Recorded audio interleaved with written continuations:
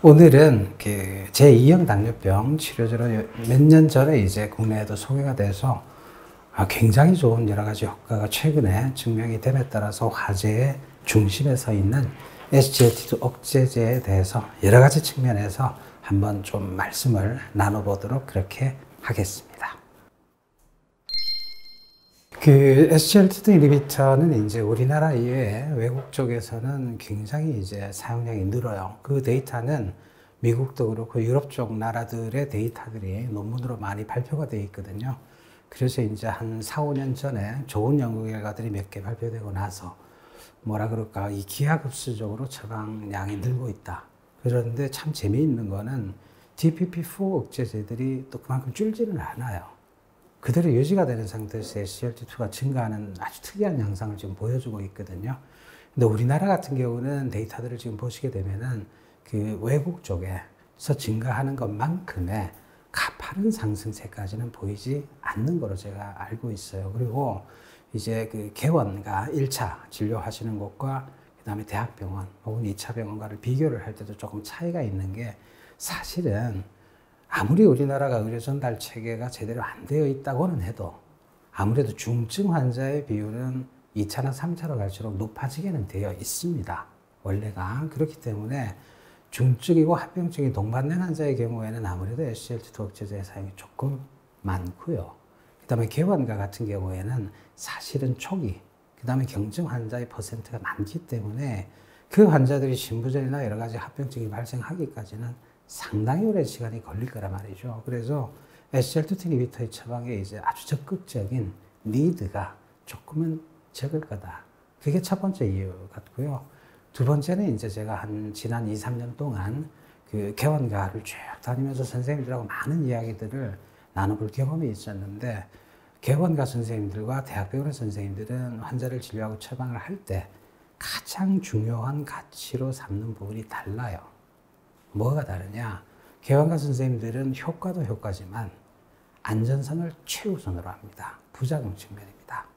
그게 이제 혼자서 진료를 하신다는 부분하고, 그 다음에 만에 하나 이제 부작용이나 이런 것들이 생겼을 때 해결하는 부분, 이런 부분의 부담 때문이겠지라고 저는 생각을 해요. 반면에 대학병원은 아무래도 그런 부분에 있어서는 좀 쉽게 해결이 된다는 부분이 있어서, 그런 부분에서 DPP-4 억제제들보다는 SGLT2 억제제가 몇 가지 부작용은 있는 거는 맞거든요. 그게 장애물이 되지 않았나는 생각을 저는 합니다. 그래서 그 두 가지 때문에 제가 볼 때는 개원가 쪽에서의 증가폭은 조금 적었고, 대학병원은 그래도 조금 더 있었고, 그래서 전체를 합치면 외국 쪽에서 보여줬던 그런 폭발적인 처방량의 증가는 국내 시장에서는 보여주지 못한 부분이 있다. 이렇게 보고 있습니다.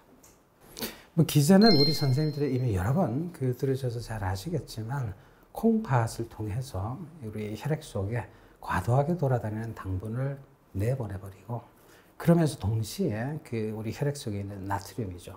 나트륨 이온을 밖으로 내보내면서 수분을 밖으로 내보낸다는 특성을 갖고 있죠. 그러니까 이제 몸 안에서 칼로리가 빠져나가고 수분이 빠져나가는 게 되니까 체중도 줄고 혈당도 떨어지고, 그 다음에 이제 심장 기능에도 도움이 되고, 그 다음에 이제 콩팥에 도움이 되는 부분은 이것과는 조금 다른데, 콩팥 안에서 사구체 안에 압력을 낮춰주는 효과를 좀 갖고 있더라라는 게 이제 기전으로 밝혀져 있어서, 예전에 우리가 콩팥 보호를 위해서 많이 썼던 혈압약이 전환효소 억제제나 전환효소 차단제 같은 것과 유사한 기전이라고 보면 되죠.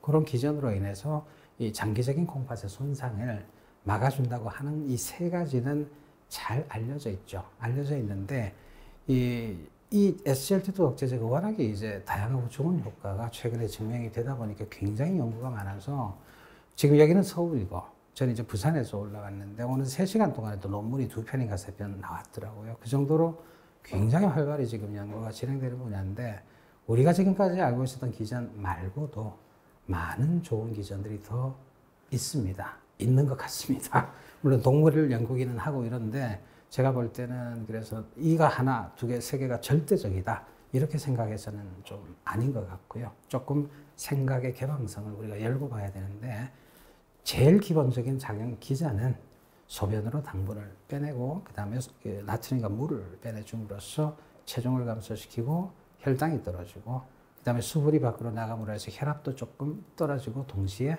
심장이 일을 편하게 해주는 기전을 갖고 있다. 이렇게 정리가 되겠네요. 처음에 이제 약제가 나왔을 때 초창기 임상연구에서 그런 부작용들이 보고가 됐을 때는 그 처방하는 의사 선생님들 입장에서는 굉장히 공포스럽죠. 이 절단의 위험이 높아진다든지 뭐 이런 것들은 굉장히 그렇고 또 하나는 이제 생식기 감염과 요로 감염이 좀 구별이 돼야 되는데 요로 감염이라 그러면 이제 방광 위쪽에 신장까지의 염증이 생기는 건데 그게 증가하는 건 아니거든요. 생식기 감염이 증가하는데 그게 좀 혼돈이 또 상당한 기간 또 사실 있었고요. 실제로 경험을 해보면 생식기 감염은 종종 있습니다. 사실은요. 저는 지금 지난 4년, 5년 동안 남자 환자분에서는 생식기 감염을 저는 경험해보지는 못했습니다. 못했는데 중년 여자분들에서는 가끔씩 있습니다. 있고요. 그게 이제 위생을 좀 강화를 하는 교육을 하면은 좋아진다고 이제 되어 있는데 모르겠습니다. 대단히 좀 신뢰의 말씀인지 모르겠지만 위생 교육이 도통 안 되는 여자분이 계십니다. 아무리 가르쳐도 안 되는 분이 계시거든요. 그때 끊어야 됩니다. 어쩔 수 없습니다. 너무 좀 심하게 간지러워할 때가 있거든요. 그런데 심각한 결과를 초래하는 부분은 아니기 때문에 너무 선생님들이 걱정하실 부분은 아니고 그렇게 생식기 감염이면 주로 나타나는 증상이 간지러운 건데 그게 있다 그래서 막 열이 나는 신우신염이나 이런 폐혈증으로 가지는 않습니다. 그건 증명이 돼 있거든요. 그건 걱정 안 하셔도 되고 그 다음에 이제 그 골절이 오는 부분하고요. 급성신장 손상이라는 부분도 있었고 그 다음에 이제 그 당뇨병성 족부병변에 의한 절단의 위험의 증가인데 예전에 그게 발표됐던 그 몇 개, 한두 개의 연구를 제외하고 그 이후에 최근까지도 대규모 연구들 결과가 계속 나오는데 그 후에 나온 연구 결과들을 볼 때는 절단의 위험 증가는 아닌 것 같아요. 그게 아마 초창기에 합병증이 고도로 진행한 환자들에게 무리하게 약제를 계속 사용을 함으로써 문제가 있었던 것이 아닌가 하는 생각을 하고요. 그래서 그 부분은 절단에 대한 부분이나 골다공증에 대한 부분은 최근의 임상 연구에서는 그런 부작용이 보고가 안 되기 때문에 걱정 안 하셔도 될 거라는 제가 생각을 하고요. 그런 것들에 대해서는 그 다음에 이제 당뇨병성 이제 케톤산증이죠. 케토산증이라고도 하고 케톤산증이라고도 합니다. 혈액 속에 이제 케톤이 올라가는데 케톤이 산성을 띠고 있어서 피가 산성으로 되면서 이제 케톤산이 많아지는 게 심해지면은 쇼크도 오고요. 혼수 상태고 사망도 할 수 있는 건데 그게 잘 생기는 환자들이 이제 알려져 있습니다. 위험이 높은 환자들이 뭔가 하면은 소아당뇨, 일형 당뇨 환자들에게 이 SGLT 인히비터 외국에서는 씁니다. 근데 써보게 되면은 26명한테 투여를 하면 1명 정도가 케톤산 혈증이 오는 걸로 알려져 있어요. 이제 1형 당뇨, 소아당뇨는. 그래서 제2형 당뇨병 중에서도 1형과 유사한, 다시 말해서 인슐린 주사를 맞아야 되는 그런 이제 심한 환자들에게 이 약제를 썼을 때는 케톤산증의 위험이 조금 있다. 그 다음에 또 하나는 그 환자가 식사가 굉장히 불규칙하거나 술을 많이 드시거나 하는 등의 조금 생활 습관에서 문제가 있는 분들의 경우에는 케톤산증의 위험이 증가하는 것으로 알려져 있어서 임상의사 선생님들이 그런 부분을 유념해서 쓰신다면 실제 케톤산증이 일어날 수 있는 위험은 그렇게 높지는 않다. 그래서 크게 우려할 정도의 문제는 아니지 않느냐. 개인적으로 저는 경험을 해보지 못했고 저희 지역에 있는 선생님들은 이야기 들어보니까 뭐 1년에 한두 건 경험했다는 분이 계신데 그분이 1년에 진료한 당뇨병 환자의 총 숫자가 몇만 명이 될 거니까 제가 볼 때는 뭐 크게 선생님들이 방금 제가 말씀드린 그 부분만 유의하신다면 크게 심각한 정도의 합병증은 아니다. 다만 아쉬운 거는 DPP-4 억제제들은 이런 부작용도 사실은 없거든요. 그게 좀 차이라면 차이겠죠. 제법 있습니다.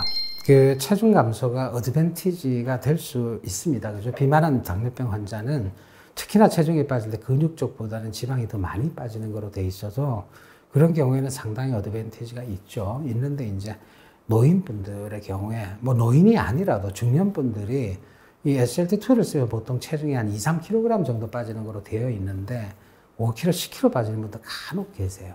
간혹 계십니다. 간혹 계시고 하나 제가 선생님들한테 물어볼게요. 이 약제를 쓰면 하루에 한 뭐 70칼로리 정도 예를 들어서 어느 정도 일정한 칼로리만큼의 몸에서 빠져나가잖아요. 그러면 이제 그 사람의 이제 하루의 에너지 밸런스를 볼 때 항상 보면 그 사람 체중이 일정하게 유지가 되는 게 식사로 들어오는 칼로리와 사용하는 칼로리가 균형이 맞아 있으니까 일은 하면서 체중이 유지가 되잖아요. 근데 그 균형 상태에서 다 똑같은데 마이너스로 예를 들어서 뭐 칼로리가 좀 빠진다고 하면 나중에 시간이 쭉 지나가면 어떻게 돼야 되죠?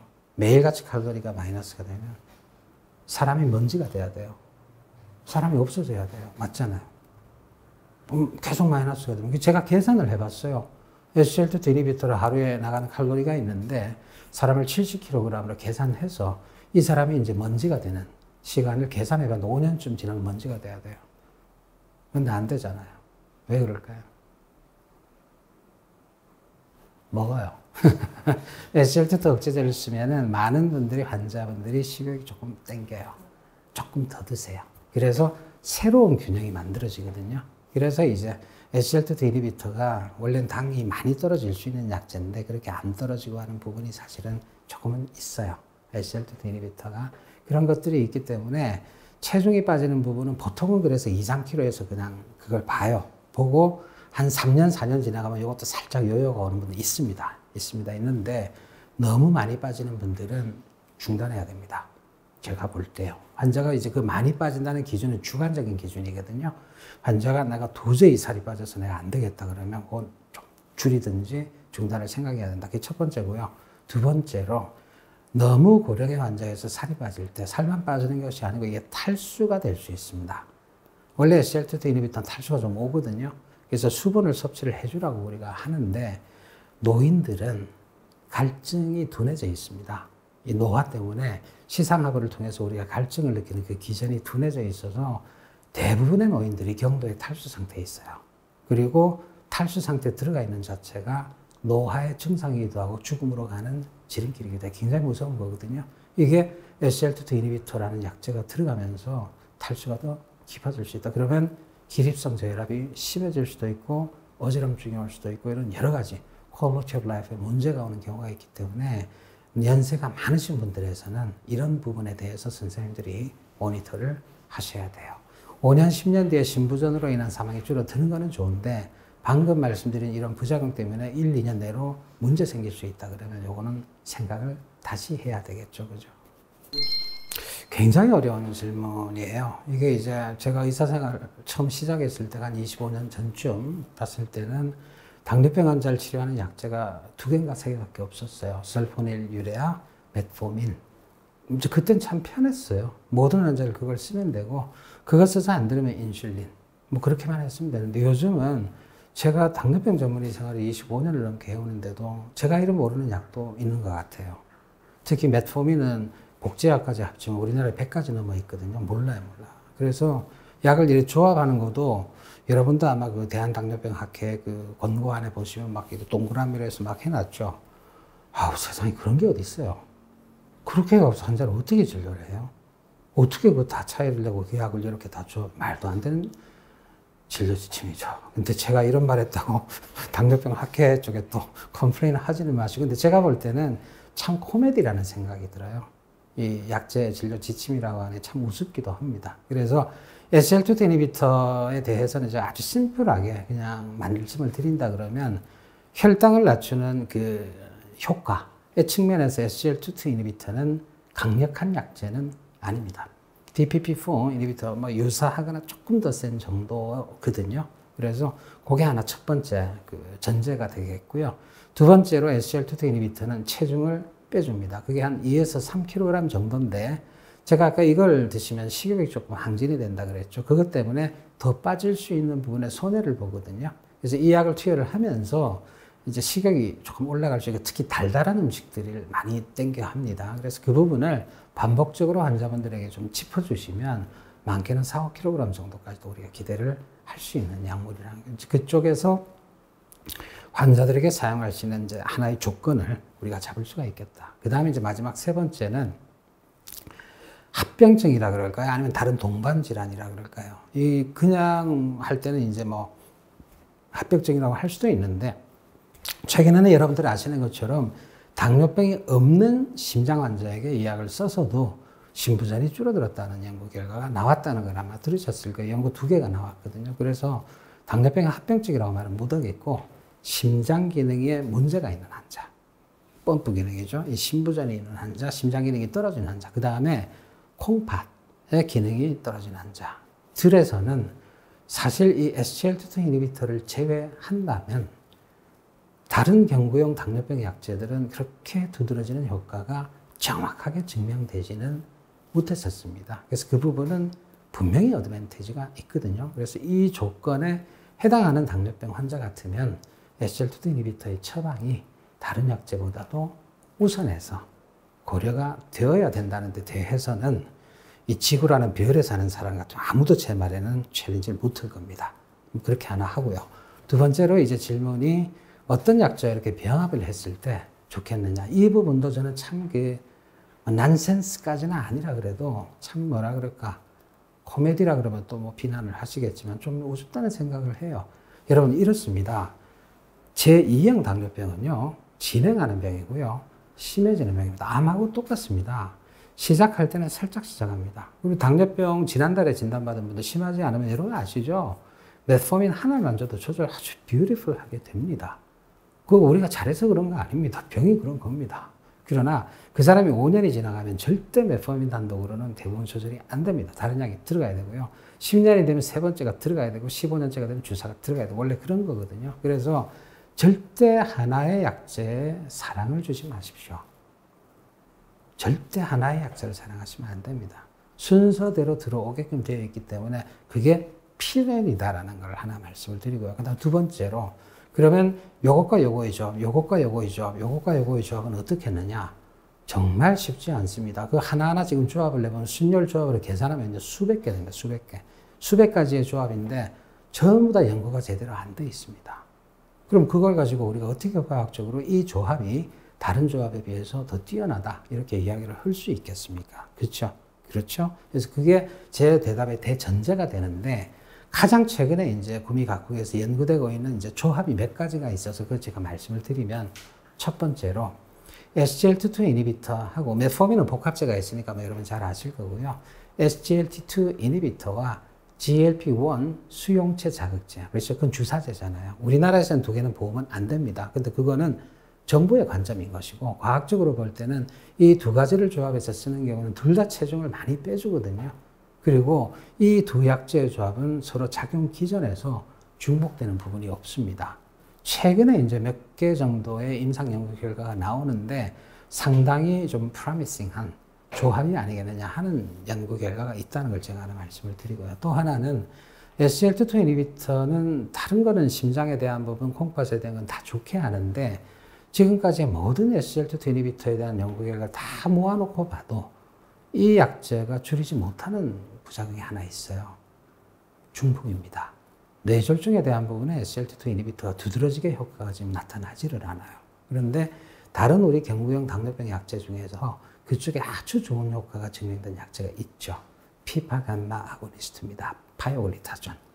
이제 그거는 살이 찌는 부작용이 있다는 거 아시죠, 여러분? 그죠? 그래서 그 약제와 SGLT2 이니비터를 병합을 했을 때 조금 서로 간의 부작용 혹은 불편한 점을 상쇄하면서 서로가 각각 가지지 못한 어떤 합병증에 대한 어드밴티지를 쉐어한다면 아주 그것도 아름다운 조합이 될 수 있지 않겠느냐는 그 정도가 최근에 좀 연구가 진행이 되는 것 같고요. 나머지는 여러분들도 아시는 것처럼 SGLT2 이니비터는 아주 작용 기전이 유니크해서 다른 약제들과 겹치는 부분이 사실 없거든요. 없어서 다른 모든 약제와 병합이 원칙적으로는 가능합니다. 그러나 각각의 약제와 병합을 냈을 때 구체적으로 각각 어떤 어드밴티지가 있느냐에 대해서는 아직까지 다 연구가 되어 있진 않아요. 제일 중요한 부분은 저혈당이 없어요. DPP-4 이니비터는 참 무색무취한 약으로서 물론 아주 드문 부작용은 있다고는 해도 거의 부작용이 없는 약제거든요. 당뇨병 환자가 복용하는 경구용 약제들 중에서도 제일 유니크합니다. 거의 부작용이 없고 항상 이 혈당이 떨어져야 되는 정도는 조금 떨어집니다. 떨어지는 특성이 있어서 SGLT2 이니비터와 이 두 가지를 병합을 했어요. 외국에는 복합제가 있거든요. 이제 그렇게 하면은 SGLT2 이니비터가 갖고 있는 합병증이나 다른 문제를 예방하는 효과는 그대로 누리면서 혈당 강화능이 SGLT2 이니비터 단독을 썼을 때 2배가 되겠죠. 대신에 콩팥이 나빠도 그대로 다 뭐 쓸 수가 있고 특별히 그 외에 다른 부작용 없고 이런 것들이 장점이죠. 그래서 이제 그것 때문에 하는 거고, 다만 이제 같이 있었을 때 합병증들에 대해서도 추가적으로 도움이 되느냐 하는 부분에 대한 연구 결과는 없는 거로 제가 알고 있어요. SGLT2 이니비터를 이미 이제 처방을 하시고 있는 선생님들이 계시다 그러면, 앞서 제가 이제 그 좀 사용을 조심해야 되는 사람들, 예를 들어 인슐린을 많이 쓰거나 생활이 굉장히 불규칙하거나 뭐 알코올리즘 환자라든지 뭐 그러한 경우에는 케톤산 혈증의 위험이 좀 있고요. 그렇지만 그 이외의 경우에 환자가 잘 드시고 생식기 감염이 없이 별 불편 없이 잘 드신다 그러면 제가 분명히 말씀드릴 수 있는 거는 선생님은 그 처방을 정말 잘 하고 계신 겁니다. 이 세상 어떤 의사가 봐도 그 처방은 잘 된 거라는 제가 말씀을 드릴 수가 있고요. 그대로 그냥 유지를 하시면 되고요. 마지막으로 지금 개원의 선생님들은 이때까지는 SGLT2 이니비터를 이제 쓰려고 할 때 DPP-4 억제제와는 이제 병용이 급여가 안 되니까 그걸 사용하는 시점에서 항상 선택을 해야만 했습니다. 요거를 끊고 요거를 들어가야 되는데, 앞서 제가 잠시 말씀드린 것처럼 부작용이 없는 약이 끊어지고 부작용이 올 수 있는 약이 들어간다는 부분은 적어도 개원의 선생님들한테 쉬운 선택은 아니었거든요.